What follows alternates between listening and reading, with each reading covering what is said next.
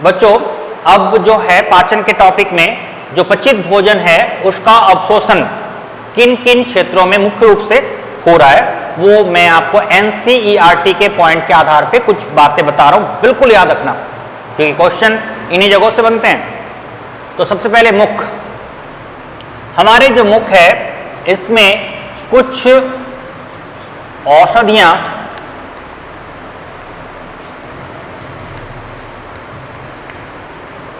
मुख से सीधे अवशोषित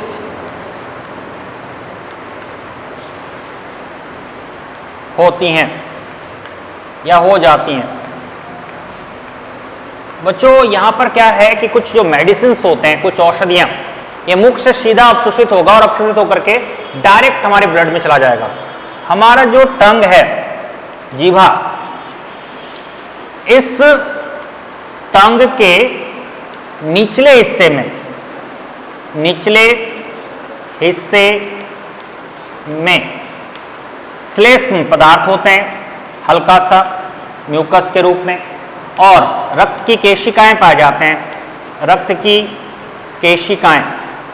और ये जो रक्त की केशिकाएं और ये जो श्लेष्म पदार्थ होते हैं, यह मेडिसिन्स को अवशोषित करती हैं। यानी जो भी मेडिसिन्स आप ले रहे हो मुख के द्वारा, वो मेडिसिन्स जो होंगे मुख से ही डायरेक्ट ब्लड में और अंग में चला जाएगा जहां भी उसे जाना है, क्योंकि हमारे टंग के निचले हिस्से से बहुत सारे अंगों में कनेक्शन होते हैं डायरेक्ट। फॉर एग्जाम्पल, जैसे किसी को हृदय रोग है और हृदय जो रोग उसको है, मान लो किसी इंसान को, और उसे बेचैनी हो रही है, उसका ऑक्सीजन लेवल बहुत ज़्यादा कम हो गया अचानक, उसे सांस लेने में दिक्कत हो रहा है, वो बेचैनी महसूस कर रहा है, पसीना आ रहा है, उस समय वो तुरंत ही डॉक्टर के दिए गए एक दवाई है, एग्जाम्पल के तौर पे एक मेडिसिन का नाम, जिसका नाम है सॉर्बाइटल, और इसे शॉर्टकट में सॉर्बिट कहते हैं। ये जो सॉर्बाइटल होता है ये जीभ में रखा जाता है, जीभ में रखते ही कुछ ही सेकंडों में, 10-15 सेकंडों के अंदर, 1 मिनट भी नहीं, 10-15 सेकंडों के अंदर ही ये जो हृदय में ऑक्सीजन लेवल कम हो गया था, इस ऑक्सीजन लेवल को बढ़ा दिया जाता है। इन्हें सॉर्बाइटल ने ऑक्सीजन लेवल को बढ़ा दिया और उसकी जो बेचैनी थी वो ठीक हो जाएगा, बड़ा आराम महसूस करेगा और उसको लगेगा ही नहीं कि उसे कुछ हुआ था। यानी इस प्रकार से जो हृदय रोगी होते हैं और उनको इस प्रकार की बेचैनी होता रहता है, उनको सॉर्बाइटल की हिदायत दी जाती है कि आप हर रोज एक सॉर्बाइटल कुछ महीनों तक लें, फिर बंद करना पड़ता है, फिर लेने पड़ते हैं। और इसमें जो मेडिसिन है ये सॉर्बाइटल, ये डायरेक्ट औषधि मुख से हृदय तक रक्त नलिकाओं की सहायता से पहुंच जाते हैं और इंसान को बचा लेता है। ऐसे उदाहरण आपने सुना होगा, एक जहर है, एक पॉइजन है जिसे आप सभी जानते हो, और उस पॉइजन्स को जो चाट ले वो ये भी नहीं बोल पाता है कि वो क्या स्वाद का है, और उसे साइनाइड कहते हैं। साइनाइड विश्व का सबसे घातक पॉइजन है। आज तक जितने भी लोगों ने साइनाइड को चाटा है वो तुरंत ही, मतलब सेकेंडों में मर जाता है, उसके पूरे अंग तंत्र कोलैप्स हो जाते हैं, फिजियोलॉजिकल फंक्शन रुक जाता है, मर जाता है वो। जैसे बहुत सारे रोगियों को साइनाइड से मारने की सजा दिया गया, मान लो बहुत सारे ऐसे मतलब मरीज जो मानसिक तौर पे बहुत सारे लोगों के मर्डर कर रहे थे या कुछ ऐसे क्राइम से जुड़े हुए थे, उनको पकड़ने के बाद उनको बोला गया कि भाई इनको साइनाइड से मारो। तो उनको बोला गया कि भाई तू साइनाइड से तो मरेगा ही, तो बता के जाना कि इसका स्वाद कैसा है। आज तक किसी ने उसका स्वाद का पहला अक्षर नहीं लिख पाया, कोई ऐस लिखते लिखते मर जाता है। यानी स्वीट है कि सोर है कि सॉल्ट है, पता ही नहीं, क्योंकि ये जो प्रयोग किया गया था ये विदेशों में किया गया था, हमारे देश में साइनाइड से किसी को नहीं मारा गया। इसलिए हिंदी में होता तो शायद वो मौ लिख के मरता तो मीठा पता लगता या खट्टा पता लगता, लेकिन ये हमारे देश में प्रयोग नहीं हुआ। तो इसलिए आज तक किसी को साइनाइड का स्वाद नहीं पता, और जो पता करने जाए वो बचता नहीं है, मर जाता है। तो याद रखिए, कुछ औषधियाँ या कुछ हार्मफुल प्रोडक्ट्स जो होते हैं जैसे कि मैंने साइनाइड के बारे में बताया, वो डायरेक्ट मुख से हमारे अंग में पहुंच जाते हैं, लाभदायक जैसे कि सॉर्बिटल, हानिकारक जैसे कि साइनाइड। आगे स्टोमक, आपने भोजन को खाने के बाद जब स्टोमक में जाएंगे तो जल, इसको तो पाचन की आवश्यकता ही नहीं है, जल सीधा हमारे आमाशय से रक्त नलिकाओं के अंदर प्रवेश कर जाता है। सिंपल शुगर, सामान्य शुगर भी आमाशय से डायरेक्ट अवशोषित हो सकता है। और अल्कोहल, ये तीन जो पदार्थ हैं इनका डायरेक्ट अवशोषण आमाशय से होगा। बाकी सभी भोज्य पदार्थों का अवशोषण आपके छोटे आंत से होगा, लेकिन इनका अवशोषण यहाँ से होगा, तो आमाशय से अवशोषित हो जाते हैं। अब जितने भी होम्योपैथिक मेडिसिन होते हैं उनको बनाने के दौरान उनके जो सॉल्ट्स होते हैं उनको सक्रियता प्रदान करने के लिए उसमें 100% अल्कोहल मिलाया जाता है, और वो दवाई जो होते हैं स्टोमक में जाकर डायरेक्ट अवशोषित हो जाते हैं। या कोई शराबी शराब पी रहा है, शराब पेट में स्टोमक के रीजन पे पहुंचते ही डायरेक्ट उसको नशा चढ़ने लगता है। और आपने देखा होगा बहुत सारे लोगों को रास्ते में घूमते फिरते हुए शराबी, तो वो जो अल्कोहल होते हैं वो डायरेक्ट वहाँ से अवशोषित हो रहे हैं। अब आपको इस प्रकार से पता चला जल, सिंपल शुगर, अल्कोहल आमाशय से सीधा अवशोषित हो सकता है। अब आइए छोटी आंत में, स्मॉल इंटेस्टाइन। बच्चों याद रखना, मैंने कहा था आमाशय में प्रोटीन का पाचन सबसे ज़्यादा होगा, लेकिन प्रोटीन का पाचन पूर्ण होगा छोटी आंत में।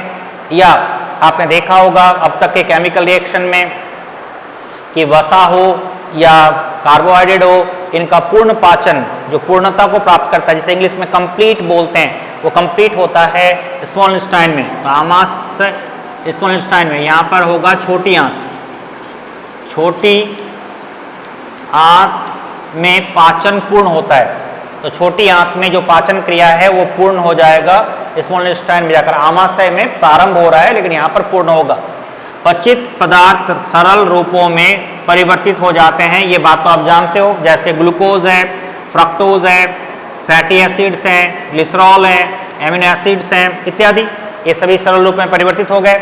और इनका अवशोषण रसांकुर या सूक्ष्मांकुर की मदद से रक्त और लसिका द्वारा ग्रहण कर लिया जाता है अंत में। तो जो मैंने अवशोषण बताया था, उस अवशोषण में कौन कैसे अवशोषित हो रहा है, तो उस क्रिया में ये सारे भाग ले रहे हैं। तो छोटी आंत में सर्वाधिक मात्रा में भोजन का अवशोषण होगा। क्लियर? अब आओ बड़ी आंत। बड़ी आंत जो होता है इसमें मुख्य रूप से जल का अवशोषण होता है। जल बड़ी आंत के द्वारा सीधा हमारे शरीर में, शरीर की कोशिकाओं में प्रवेश कर जाते हैं, लेकिन जल के अंदर घुले हुए कुछ मिनरल्स भी हमारे बड़ी आंत से शरीर के कोशिकाओं में अवशोषित हो सकता है। इसके अलावा सम मेडिसिन, जैसे किसी को कब्जी की बीमारी है तो उसको कोई दवाई दिया गया तो वो जाकर के बड़ी आंत के क्षेत्र में कार्य करेगा और उसके कब्जी के लिए जो वहाँ पर रिफ्लेक्स एक एक्शन होता है और उसको उत्पन्न करेगा, और उत्पन्न करके मल को शरीर से बाहर निकालने में सपोर्ट करेगा।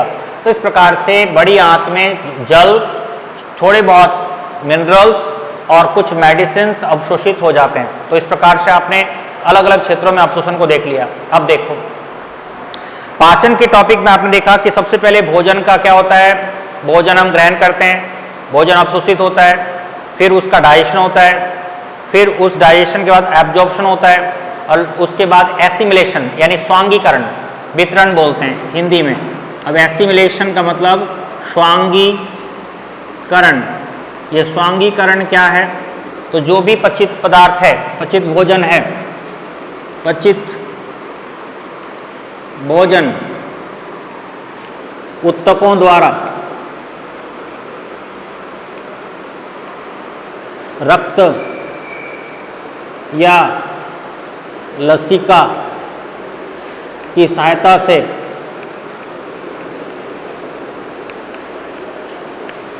ग्रहण कर लेता है, ग्रहण कर लेता है। अब ये ग्रहण कर लिया जो भी ऊतक है, ग्रहण करने के पश्चात यह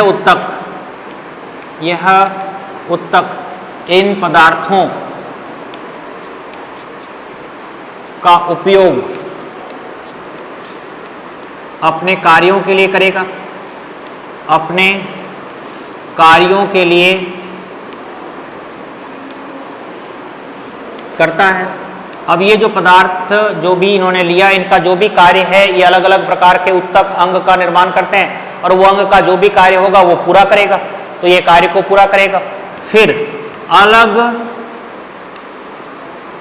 अलग अंग या अंग तंत्रों को, अंग या अंग तंत्रों को प्रदान करेगा, प्रदान करता है।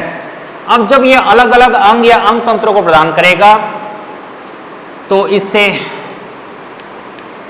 स्वांगीकरण, तो इसे स्वांगीकरण कहते हैं। इंग्लिश में इसे ही एसिमिलेशन कहते हैं, जो मैंने हेडिंग में लिख चुका हूं। तो यही है स्वांगीकरण या एसिमिलेशन। जैसे उदाहरण के तौर पे आपके भोजन में लिया गया कोई भी सिंपल मॉलिक्यूल ऑफ फूड, कुछ भी आपने लिया है, सामान्य रूप में है, जब यह आपके लीवर में प्रवेश करेगा यकृत में, तो किसकी सहायता से प्रवेश करेगा? हेपेटिक पोर्टल वेन या हेपेटिक पोर्टल सिस्टम के द्वारा प्रवेश करेगा। ये आप जानते हो, हेपेटिक पोर्टल वेन या हेपेटिक पोर्टल सिस्टम के द्वारा प्रवेश कर गया।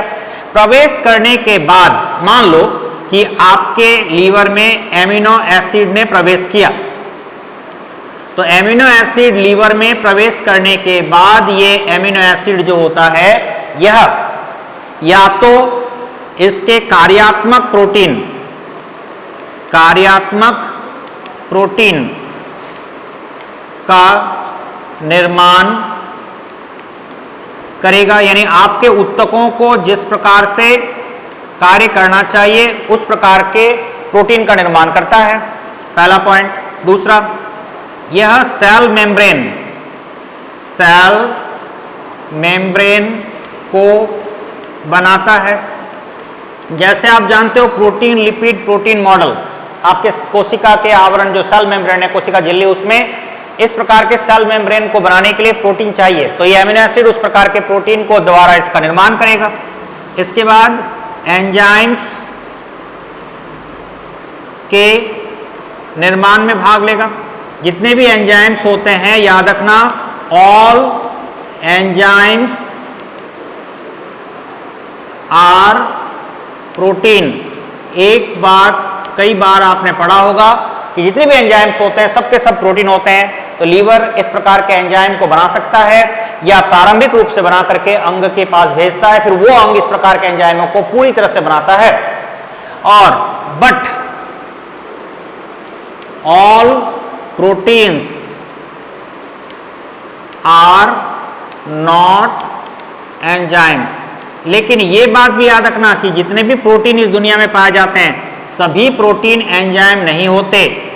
अर्थात सभी एंजाइम तो प्रोटीन होते हैं, लेकिन सभी प्रोटीन एंजाइम नहीं होते। प्रोटीन के कई रूप होते हैं, लेकिन एंजाइम के जितने भी रूप पाए जाते हैं वो सभी के सभी प्रोटीन से ही बने होंगे। तो इस प्रकार से ये हमारे शरीर में स्वांगीकरण कर दिया, अलग अलग क्षेत्रों में कार्य कर दिया।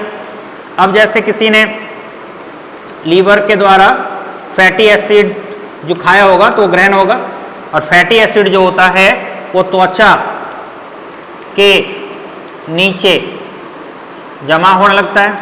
अगर हमारे शरीर में जितना ऊर्जा चाहिए उतना ऊर्जा से ज़्यादा हम वसा ले रहे हैं, तो वो एक्स्ट्रा जो वसा है वो चर्बी बन जाएगा। अदरवाइज हमारे शरीर को ऊर्जा प्रदान करेगा, तत्परता से हम कार्य करेंगे, हमारी कार्य क्षमता में अलग सा बल दिखाई देगा। तो ये फैटी एसिड का भी कमाल है। ये फैटी एसिड क्या करेगा, जो लीवर के द्वारा यकृत के द्वारा आएगा, यह ऊर्जा प्रदान करेगा हमारे शरीर को, तो ऊर्जा प्रदान करने का काम करेगा। तो इस प्रकार से इसके कार्य हुए। अब मान लो हमने ग्लूकोज खाया, तो ग्लूकोज क्या होगा, ग्लूकोज ब्रेन को और तमाम तरह के न्यूरॉन्स और अंग तंत्रों को ऊर्जा प्रदान करता है, तो ग्लूकोज भी ऊर्जा प्रदान करेगा, ग्लूकोज भी ऊर्जा प्रदान करेगा। लेकिन अगर हमने ज़्यादा मात्रा में ग्लूकोज लिया है तो हो सकता है कि ये ग्लाइकोजन के रूप में बदल जाए, और ग्लाइकोजन के रूप में परिवर्तित, ये तो लीवर करता है, आप लीवर के टॉपिक में पढ़े हो, तो ग्लूकोज से ग्लाइकोजन के रूप में परिवर्तित हो जाए और ये परिवर्तित होकर के ये जो ग्लाइकोजन है ये एक्स्ट्रा, मान लो आपने बहुत अधिक ग्लाइकोजन खाया है तो ये जो ग्लूकोज खाया है और ग्लाइकोजन में परिवर्तित हो गया, तो ये जो ग्लाइकोजन है ये लीवर खुद ही अपने अंदर या हमारे शरीर का जो त्वचा होता है या मसल्स होता है, मसल्स ये जमा करके रख लेगा और थोड़ी बहुत मात्रा में, अल्प मात्रा में जो ग्लाइकोजन होता है उसे स्प्लीन यानी प्लीहा जमा करके रख सकता है। तो मुख्य रूप से मसल्स हमारे पास ज़्यादा है, तो मसल्स के पास या लीवर के पास हमारे जो ग्लाइकोजन है, त्वचा हटा दो क्योंकि इसमें मसल्स में ऑटोमेटिक वो आ जाएंगे, तो लीवर और जो मसल्स होते हैं उसमें ग्लाइकोजन अधिक मात्रा में जमा रहेगा और अल्प मात्रा में स्प्लीन के पास जमा रहेगा। इस प्रकार के कार्यों में मदद करेगा। तो इसे ही कहते हैं स्वांगीकरण। शरीर में आया, अलग अलग अंग तंत्रों को दिया, उन अंग तंत्रों ने लिया, ऊतकों के अंदर में जो काम था पूरा किया, यही है स्वांगीकरण की क्रिया। और इस प्रकार से हमारा जीवन जो नॉर्मल एक्टिविटी है वो चलता रहता है। अब आ जाते हैं इजेशन। इजेशन का मतलब है मल त्याग। पहले खाना खाए, फिर उसका भोजन के बड़े अणु के छोटे अणु में टूटे अर्थात पाचन हुआ, फिर अवशोषण हुआ, फिर स्वांगीकरण हुआ, अंत में मल त्याग। जो भी अनपचे भोज्य पदार्थ होगा, अनपचे भोज्य पदार्थ वो जो बड़ी आंत होती है उसके रीजन में जाएगा। तो बड़ी आंत के 3 क्षेत्र होते हैं, सीकम, कोलोन और रेक्टम। तो सीकम से होता हुआ कोलोन, कोलोन से होता हुआ रेक्टम, तो अंत में रेक्टम में जाएगा। तो रेक्टम के पास चला गया, तो अनपचे भोज्य पदार्थ रेक्टम में पहुंचते हैं धीरे धीरे, पहले सीकम में, और सीकम में लाता कौन है, तो इलियोकैकल रीजन जो आप जानते हो, तो वहां से आकर रेक्टम में पहुंच गया। रेक्टम में कुछ समय तक रहेगा और ये जो मल है जिसे इंग्लिश में फेसस कहते हैं, ये मल यहाँ रहेगा। और हो सकता है कि ये जो मल है इसमें से भी जल का थोड़ा बहुत अवशोषण हो जाए शरीर के द्वारा और ये कठोर रूप में परिवर्तित हो जाए और अंत में ये मल त्याग होगा। और मल त्याग गुदा द्वार द्वारा होगा। और इस प्रकार से जो है इस घटना को इजेक्शन बोलते हैं, यानी मल का शरीर से बाहर त्याग। सर इजेक्शन की क्रिया किससे होता है, तो ये होता है न्यूरल रिफ्लेक्स द्वारा। न्यूरल रिफ्लेक्स क्रिया यानी तंत्रिकीय प्रतिवर्ती क्रिया द्वारा होता है। क्या सर ये हमारे वॉलंटरी है? बिल्कुल वॉलंटरी है। वॉलंटरी मतलब ऐच्छिक, ये हमारे इच्छा से काम करता है। लेकिन अगर कभी बहुत ज़्यादा लूज मोशन हो जाए और इसमें कठोरता कम हो जाए तो उस समय ये न्यूरल रिफ्लेक्स कंट्रोल नहीं कर पाता है, तो इजेक्शन मल त्याग अनियंत्रित हो जाता है। वो एक प्रकार का बीमारी है, अदरवाइज ये वॉलंटरी रूप में कार्य करता है। तो ये सारे पॉइंट्स थे। तो आपने अब तक के टॉपिक में डाइजेस्टिव सिस्टम में जितने भी प्रकार मेन थे पढ़ लिए। अब जो है थोड़ा सा रह गया डिजीज डाइजेस्टिव टॉपिक में, और राजस्थान बोर्ड के अकॉर्डिंग आपको पढ़ना है कुछ विटामिन जो आप आगे पढ़ोगे।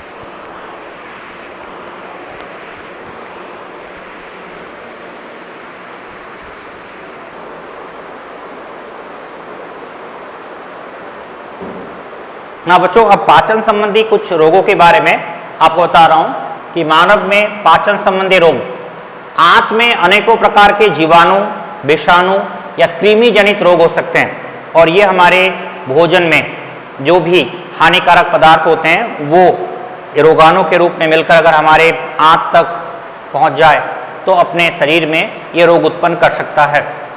आंत में कुछ परजीवी होते हैं पैरासाइट के रूप में, जो कृमि के रूप में होता है। आपने क्लासिफिकेशन के टॉपिक में पढ़ा भी है, जैसे फीता कृमि, गोल कृमि, सूत्र कृमि, इंग्लिश में थ्रेड वर्म कहते हैं, हुक वर्म, पीन वर्म इत्यादि।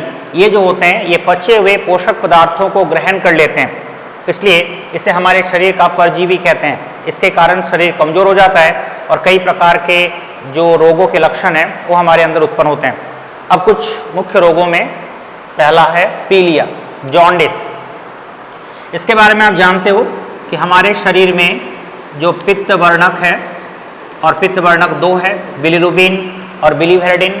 इसमें से यदि बिलिरुबिन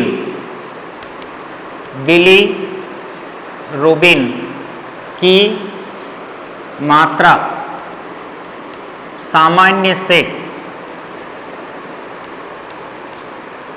अधिक हो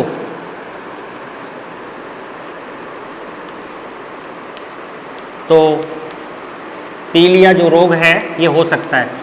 तो पीलिया नामक रोग हो सकता है। ये एक बार टॉपिक में पढ़ने के दौरान में मैं आपको इस रोग के बारे में बता चुका हूँ। इसमें लक्षण जो है इस रोग में, इसमें त्वचा एवं आंखें तथा हाथ के तलवे के हिस्से में पीला रंग उत्पन्न होता है। इस रोग में मूत्र का रंग भी पीला होता है और मूत्र जो होता है उसमें बिलिरुबिन मिलने के कारण पीला होता है। और यदि बिलिरुबिन के मिलने के कारण मूत्र का रंग पीला हो तो उसका मुख्य कारण, सीधा कारण पीलिया नामक रोग है। इसका उपचार मेडिसिन्स के द्वारा होता है। इसके अलावा इसमें कई प्रकार के ऐसे भोजन दिए जाते हैं जो ठंडे होते हैं और शरीर के लिए आंतरिक रूप में ठंडक उत्पन्न कर सकता है, जैसे गन्ने का रस है और विभिन्न प्रकार के जूस होते हैं फलों के जो ठंड उत्पन्न करने वाले होते हैं, तो इनसे पीलिया का उपचार हो सकता है। दूसरा है वमन, वोमिटिंग। अब क्या होता है कि जो भोजन हमने खाया है वो अगर ठीक से पचित ना हो, जो भोजन खाया है वह यदि प्रतिवर्ती न्यूरल रिफ्लेक्स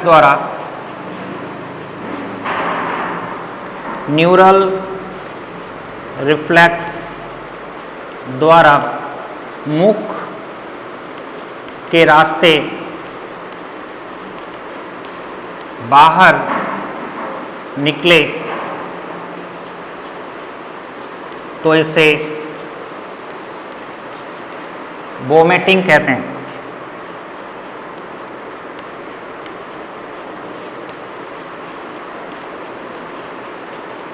यानी जो भी भोजन हमने किया है वो भोजन मान लो किसी कारण से हमारे आंत में, हमारे स्टमक में कहीं भी पचित होने के लिए उसका रास्ता होता है, वहाँ जाता है, लेकिन स्टमक में जाने के पश्चात वो भोजन अब आगे के हिस्से में जा नहीं रहा है और स्टमक के रीजन से वो वापस निकल रहा है न्यूरल रिफ्लेक्स के द्वारा, तो ये जो होता है वोमिटिंग कहते हैं।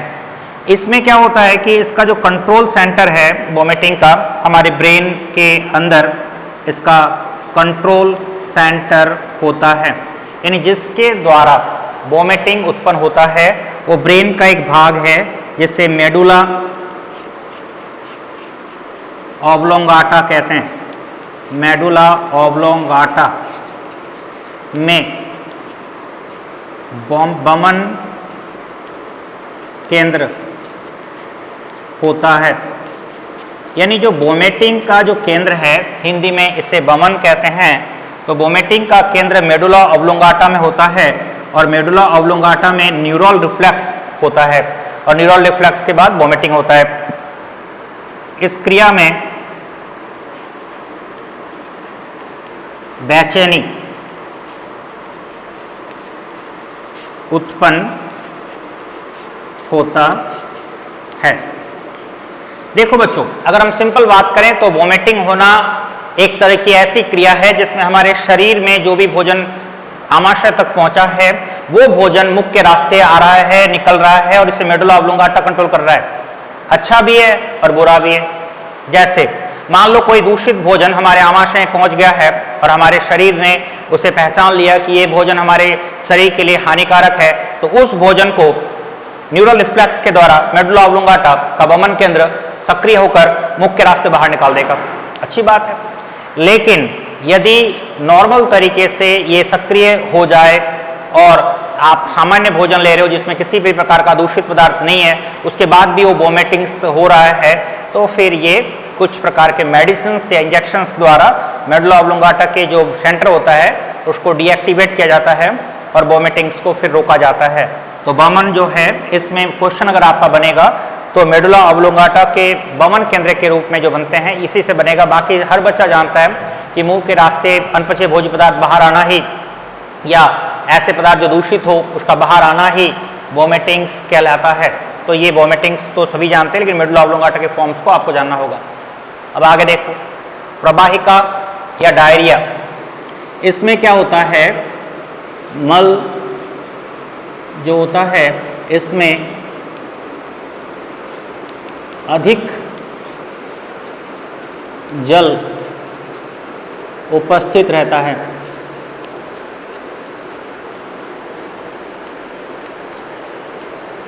मल जो होता है उसमें जल की मात्रा बढ़ जाता है, तो मल में अधिक मात्रा में जल उपस्थित होगा और ये पतला फीकल मैटर, फीकल मैटर का मतलब मल होता है, तो पतला फीकल मैटर के रूप में नियंत्रित और कभी कभी अनियंत्रित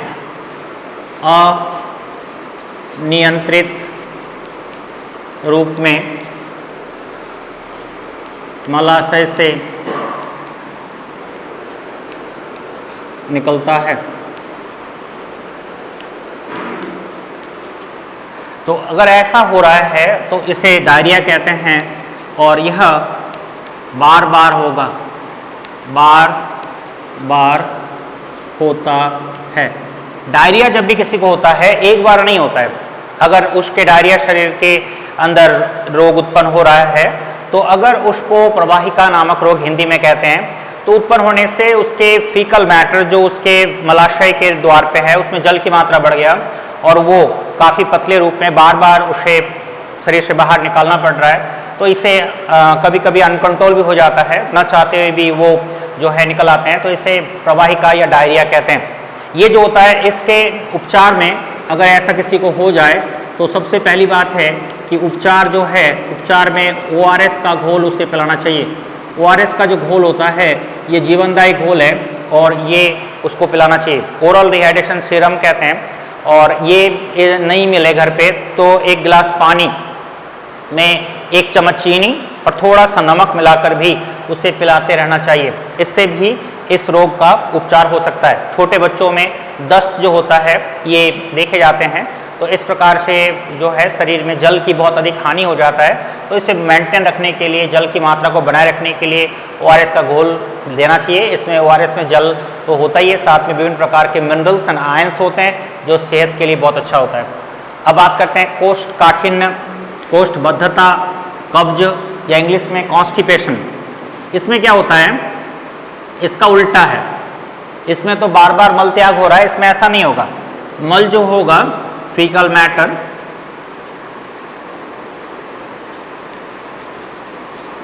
इसमें जल की कमी हो जाएगा, जल की कमी, यानी फीकल मैटर में जल की कमी होगा तो यह मल सख्त हो जाएगा, यह मल सख्त हो जाता है। और जब यह मल सख्त हो जाता है तो रेक्टम के क्षेत्र में इसका प्रवाह अनियंत्रित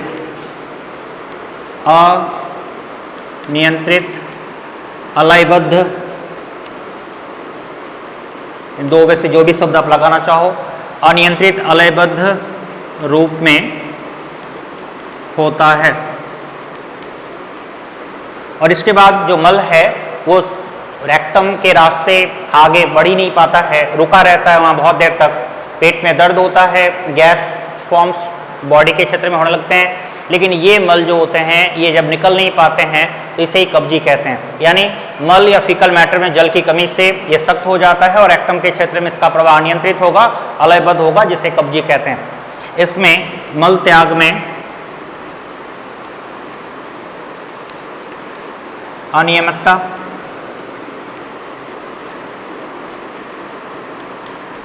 इसके अलावा जो मल होता है अनियमितता तो होगा ही होगा, साथ में इसमें मल त्याग में कठिनाई भी होता है। तो ये एक प्रकार का सामान्य रोग है। इसका सही रूप में उपचार और एक देसी इलाज है, जैसे इसबगोल नाम का एक प्लांट्स प्रोडक्ट आते हैं। इसबगोल को पानी में डालते फूल कर वो पूरे ग्लास में पानी के ऊपर एक चिपचिपा सा द्रव्य बन जाता है और फिर उसे पीने से ये जो रेक्टम के क्षेत्र में जो भी मल फंसा हुआ है उसको प्रेशर के साथ निकालने में ये सहायता करता है। अब बात करते हैं इंडाइजेशन। अत्यधिक भोजन न पच पाने के कारण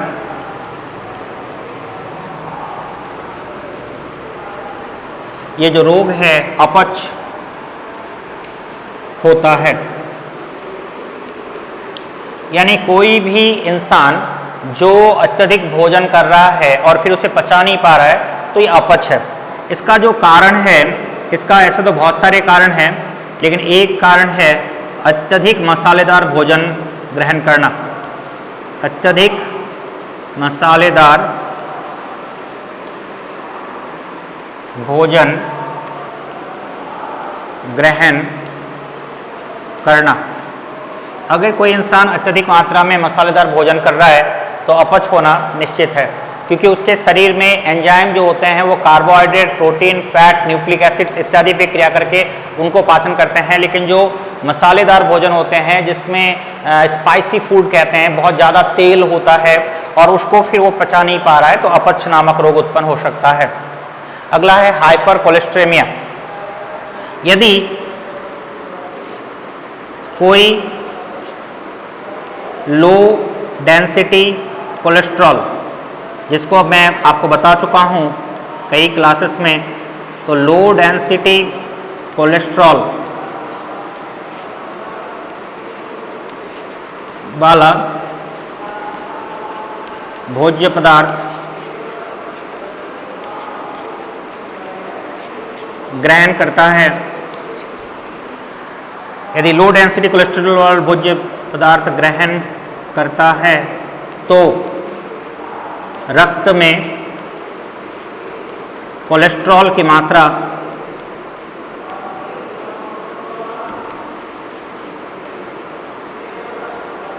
बढ़ जाता है। रक्त में कोलेस्ट्रॉल की मात्रा बढ़ जाता है और इसे ही हाइपर यानी ज़्यादा होना, कोलेस्ट्रोलेमिया कहते हैं, अति कोलेस्ट्रॉल। अब देखो इसमें कई रोग होते हैं, जैसे एथेरोस्क्लेरोसिस, सीराओं में, धमनियों में, हमारे शरीर के विभिन्न प्रकार के रक्त परिसंचरण पथ में कोलेस्ट्रॉल जमा हो सकता है। अगर धमनियों में जमा हो जाए तो इसे हम एथेरोस्क्लेरोसिस कहते हैं। ये जो होता है इसमें कैल्शियम, विभिन्न प्रकार के लो कोलेस्ट्रॉल और तमाम तरह के हानिकारक पदार्थ जमा होकर के सीराओं की जो रक्त प्रवाह पथ है उसको रोक देता है। इसके अलावा हृदय के जो सुपीरियर वेना के बाद, इंफीरियर वेना के बाद है, ऊर्ध्व महाशिरा, निम्न महाशिरा या महाधमनी, एओर्टा, उनमें ये जमा हो जाता है और फिर इंसानों में हृदय संबंधी रोग उत्पन्न कर सकता है। देखो कोलेस्ट्रॉल बुरा नहीं है, कोलेस्ट्रॉल हमें खाना भी चाहिए, लेकिन लो डेंसिटी कोलेस्ट्रॉल जिसमें डालडा होता है या डालडा के अंदर इस तरह के पदार्थ होते हैं, या जो निम्न कोटि के तेल होते हैं उनमें होते हैं, या रिफाइंड ऑयल में इस तरह के कोलेस्ट्रॉल होते हैं, जो हमारे सेहत के लिए बहुत अच्छा नहीं है। इसलिए हमें कम से कम उन चीज़ों का सेवन करना चाहिए। और कोलेस्ट्रॉल जो होता है, हाई डेंसिटी कोलेस्ट्रॉल, वो बहुत अच्छा होता है। और हाई डेंसिटी कोलेस्ट्रॉल अगर हम लेते हैं तो हमारे मांसपेशियों में बल मिलता है और हम अपने कार्य को अच्छी तरह से कर पाते हैं। अब आते हैं ओबेसिटी, मोटापा। अब कोई हद से ज़्यादा भोजन, अब कोई हद से ज़्यादा भोजन कर रहा है, जितना उसे खाना चाहिए उससे ज़्यादा भोजन, तो हद से ज़्यादा भोजन वसा के रूप में बदल जाता है, वसा के रूप में बदल जाता है। अब देखो अगर कोई भी भोजन ले रहे हो, अगर वो सिर्फ, मैं ये नहीं कह रहा हूँ कि आप वसा ले रहे हो तो ही वसा जमा होगा, कोई भी भोज्य पदार्थ, कार्बोहाइड्रेट हो, प्रोटीन हो, न्यूक्लिक अम्ल हो, अगर अधिक मात्रा में लिया जा रहा है तो वो वसा के रूप में परिवर्तित हो सकता है। हमारे शरीर के अंदर दूसरे प्रकार के पदार्थों में परिवर्तन के बाद भी जो बचा रह जाता है वो वसा के रूप में बदल जाता है और फिर ये चर्बी कहलाता है और पेट और विभिन्न प्रकार के जो भी हमारे त्वचा या अंग होते हैं उनके नीचे जमा हो जाता है और ओबेसिटी, मोटापा को बढ़ाता है।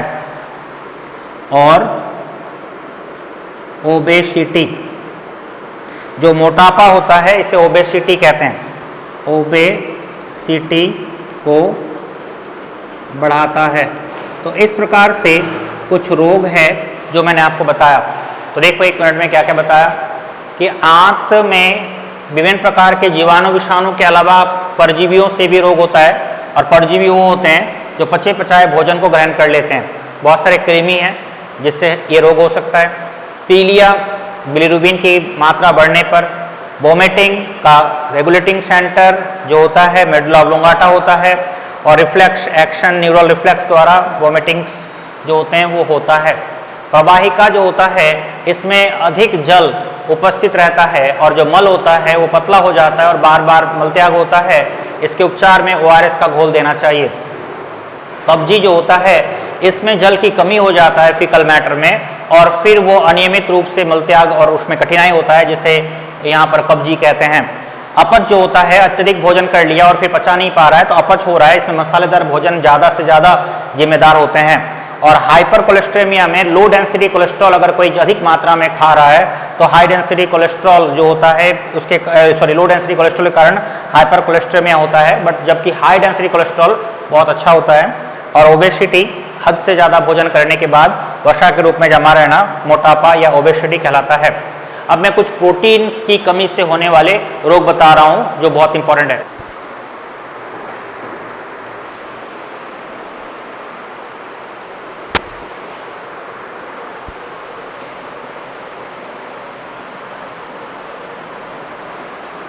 स्टूडेंट्स, अब मैं आपको राजस्थान बोर्ड जो RBSC बोर्ड है उससे रिलेटेड कुछ सिलेबस के पॉइंट्स डाइजेशन में एक्स्ट्रा है उससे लिखा रहा हूँ। अब देखो, सम डिजीज, इसमें एक है पैम, ये शॉर्ट फॉर्म है। इसका मतलब है प्रोटीन एनर्जी माल न्यूट्रिशन, यानी प्रोटीन की अल्पता से होने वाला रोग। प्रोटीन की अल्पता से होने वाला रोग। अब प्रोटीन की अल्पता से दो प्रकार के रोग होते हैं और ये खास करके छोटे बच्चों को होते हैं। एक जो रोग है इसका नाम है क्वासियरकोर।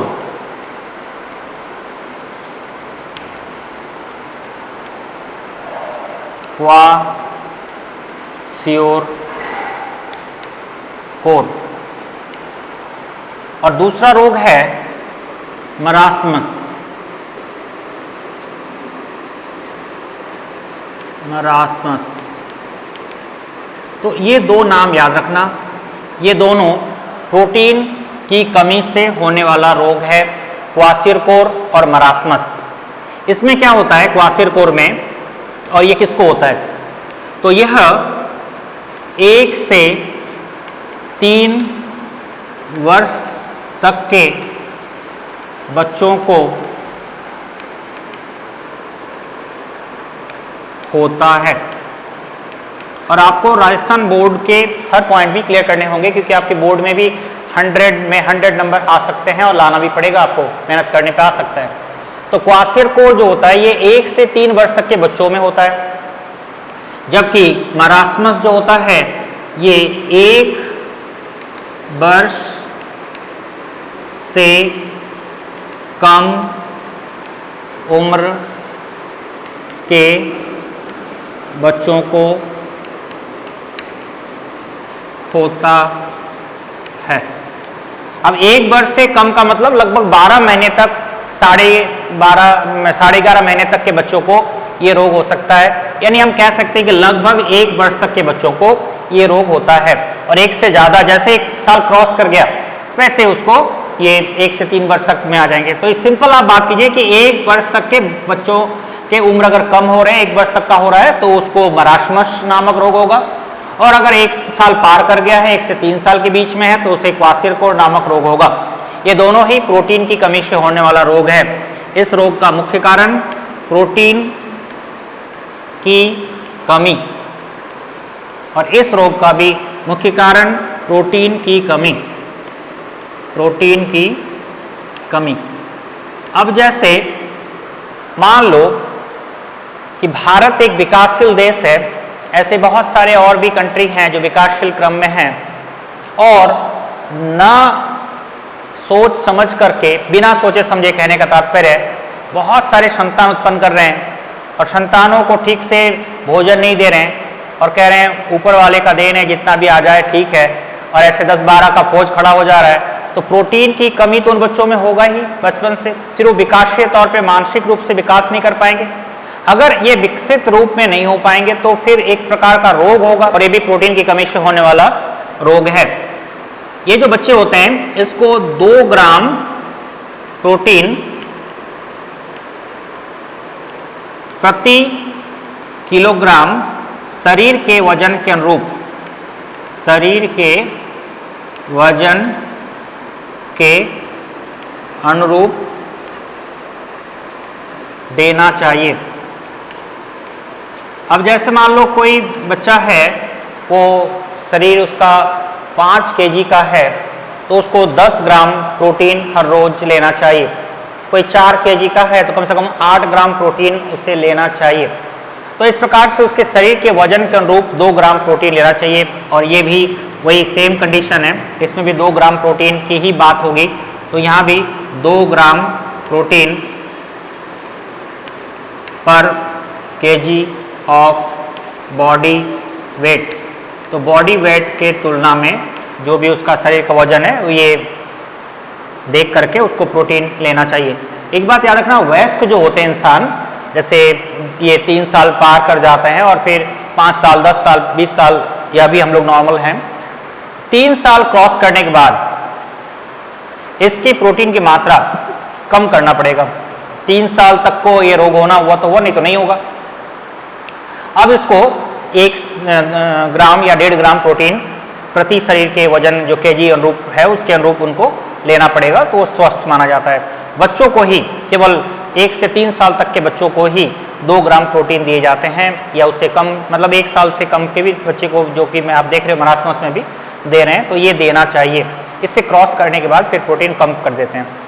अब देखो इसमें लक्षण क्या है इस रोग के, तो क्वासिरकोर के लक्षण है ओडेमा। ये ओडेमा शब्द याद रखना, ओडेमा उपस्थित। अगर ओडेमा का मीनिंग पूछा जाए तो क्या होता है, त्वचा में सूजन आ जाता है, पेट फूलकर आगे बढ़ जाता है, इसे ओडेमा कहते हैं। यानी ओडेमा का मतलब है त्वचा में सूजन या पेट का बाहर निकलना। बच्चों ये सिर्फ मैं छोटे बच्चों के लिए यूज़ कर रहा हूँ, ऐसा नहीं कि किसी वयस्क में पेट बाहर आ रहा है या प्रेग्नेंट फीमेल के पेट बाहर आ रहे हैं तो उसको आप ओडेमा बोलोगे, नहीं। ये ओडेमा टर्म केवल इस रोग के लिए होगा, और यहाँ पर जो होगा इस रोग के लक्षण में ओडेमा जो होगा अनुपस्थित होगा। यानी इसका ओडेमा अनुपस्थित का मतलब है पेट अंदर की तरफ धंसा हुआ, पेट अंदर की ओर धंसा हुआ, यानी पेट जो होगा वो धंसा हुआ होगा अंदर की तरफ, और इसमें पेट बाहर की तरफ निकला हुआ होगा, यानी उसमें ओडेमा होगा, उसमें ओडेमा नहीं होगा। अगला है हाथ पैर कमजोर होगा बहुत ज़्यादा, त्वचा झुर्रीदार होगा, झुर्रियाँ बचपन में उत्पन्न हो जा रहा है। इसके अलावा इसके जो मांसपेशी होते हैं शरीर में, वो मांसपेशी जो होगा वो कमज़ोर होगा। इसके अलावा जो सिर पे जो बाल हैं वो बाल हल्के लाल रंग के होंगे, काले रंग के नहीं होंगे, हल्के लाल रंग के दो मुहे बाल होंगे। इसके अलावा इसका जो शरीर है, शरीर का बाकी जो संरचना है, पंजर वगैरह वो दिखेगा, लेकिन पेट बाहर की ओर निकला हुआ रहेगा, तो इसमें पंजर दिखाई पड़ता है, पंजर दिखाई पड़ता है। अब त्वचा के अंदर ही, अब त्वचा के नीचे से पंजर को त्वचा के ऊपर से पंजर को देख सकते हो। तो इस प्रकार के जो लक्षण है, ये लक्षण होता है क्वासिरकोर में। और मरासमस में ओडेमा एब्सेंट, बच्चा देखने में बूढ़े व्यक्ति के समान, बूढ़े व्यक्ति के समान। अब इस बच्चे को देखने से लगता है कि कोई बहुत ज़्यादा बूढ़ा व्यक्ति है ऐसा। गाल धंसा हुआ, गाल धंसा हुआ, वजन बहुत ही कम होगा। इसके अलावा इसके शरीर में जो मांसपेशी होंगे, अस्थि होंगे, वो दुर्बल होंगे बहुत। तो मांसपेशी, अस्थि, ये सभी काफ़ी दुर्बल होते हैं। तो इस प्रकार से ये जो रोग होता है, ये रोग देखे जाते हैं। तो आपने देखा एक रोग था क्वासिरकोर और एक रोग था मरासमस। इस प्रकार से राजस्थान बोर्ड के अनुरूप इन दोनों रोगों में से क्वेश्चन बन सकता है। तो याद रखिएगा, मेन बिंदु है इसमें ओडेमा होगा क्वासिरकोर में, और मरासमस में ओडेमा नहीं होगा। क्लियर है? बाकी बच्चा देखने में बूढ़े व्यक्ति के समान होगा, ऐसा शब्द का प्रयोग इसमें आएगा, इसमें ऐसा नहीं आएगा। बाकी लक्षण लगभग समान होंगे। इसमें पेट फुला हुआ रहेगा, पेट पिचका हुआ रहेगा। ठीक है।